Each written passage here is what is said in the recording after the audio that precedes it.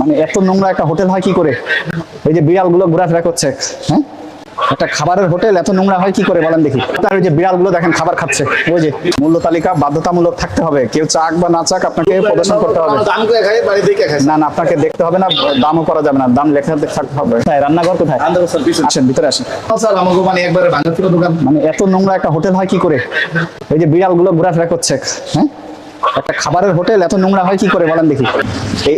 এটা কবে রান্না করেছেন? এটা গরম স্যার। ঢেকে রাখেন না কেন? আচ্ছা দেখে রাখলে গরমে না না, জাল দিয়ে ঢেকে রাখতে হবে। আপনার ওই যে বিড়ালগুলো দেখেন খাবার খাচ্ছে, ওই যে এটা কি জিনিস? জর্দা কালার, হ্যাঁ, এটা খাবারের ভিতর দেন কেন? এটা খাবার ভিতরে না, এটা চাপের প্রেসার। এদিকে আসেন। এটা তো খাবারের দিতে হয়, কে বলেছে আপনাকে? কোথাও লেখা আছে ফুড কালার? ময়লা ডাস্টবিনে ফেলতে হবে। না, এগুলো ফ্রিজে পাওয়া গেছে, এগুলো আপনারা পুনরায় ব্যবহার করবেন। আবার সব খাবার খোলা রেখেছেন।